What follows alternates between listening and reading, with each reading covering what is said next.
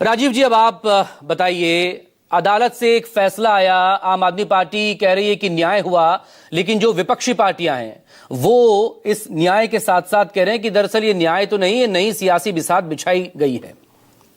आपका टेक राजीव रंजन जी। देखिए, हिंदुस्तान में हर चीजें जो डेवलपमेंट होता है उसको साजिश या राजनीतिक तिकड़म से जोड़ दिया जाता है, लेकिन मूल बात यह है कि ये लोकसभा चुनाव से पहले अरविंद केजरीवाल और आम आदमी पार्टी के ऊपर जो आरोप लगाए गए थे चुनाव से ठीक पहले दिल्ली के और लोकसभा चुनाव से, और जिसकी वजह से न सिर्फ अरविंद केजरीवाल बल्कि उनके पूरे पार्टी की छवि खराब हुई थी। और ये लगा कि शराब घोटाले में अरविंद केजरीवाल और उनकी पार्टी ने जो भ्रष्टाचार के खिलाफ नायक बनकर उभरे थे, उन्होंने ही वही आरोप उनके पर वैसे ही लगे जैसे पिछली सरकारों या नेताओं पर लगते रहते हैं। कल की अदालत का जो उनके मकसूद कल के जो आरोप मुक्त किया गया है उन 23 लोगों को, जो आम आदमी पार्टी के 22 नेता और एक जो उसमें एक्साइज के जो अधिकारी हैं, जो इन सारे लोगों को जो आरोप मुक्त किया गया, उसमें जो जज ने 5-6 बातें कही हैं वो बड़ी इंपॉर्टेंट है। पहली बात कि जज का ये कहना है, अपनी टिप्पणी में वो कहते हैं कि ऐसा मान लिया गया था कि अपराध हुआ है और उसी के हिसाब से आरोप बनाए गए। जो लोग संदिग्ध थे, जिन्हें आरोपी बनाया जाना चाहिए था, उन संदिग्धों को गवाह बनाया गया और उनसे उसी तरह के बयान करवाए गए। और सीबीआई को इस तरह का मामला बनाने से पहले तैयारी करनी चाहिए, आयोग के खिलाफ जांच होनी चाहिए।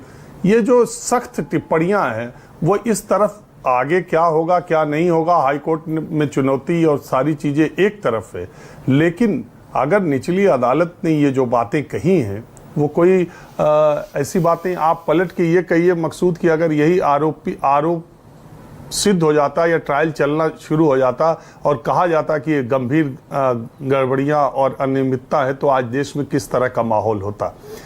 तो आप उसको पलट के देखिए कि आरोप मुक्त होने के बाद अब यहां से अरविंद केजरीवाल की यात्रा फिर से शुरू होती।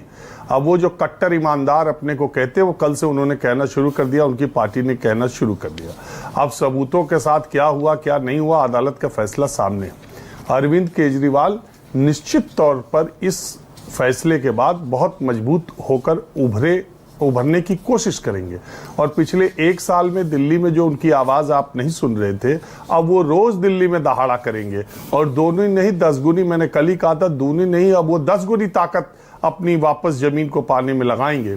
लेकिन ये भी बात है कि सिर्फ शराब घोटाले से आरोप मुक्त हो जाने के बाद ही अरविंद केजरीवाल की छवि जो 2013-15 में थी वो 2025 तक मुझे नहीं लगता कि रह पाई। उसमें और भी बहुत सारे डेंट हैं, लेकिन ये जरूर है कि ये जो फैसला है वो उनकी पार्टी के लिए एक संजीवनी की तरह जरूर है।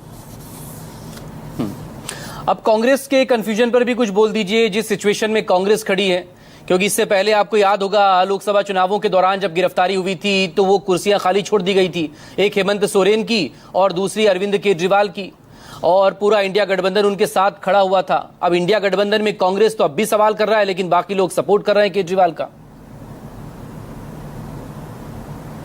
देखिए, वो तो हरियाणा के चुनाव में ही स्पष्ट हो गया था कि अरविंद केजरीवाल की जो इंडिया गठबंधन का जो मामला था वो लोकसभा चुनाव तक था।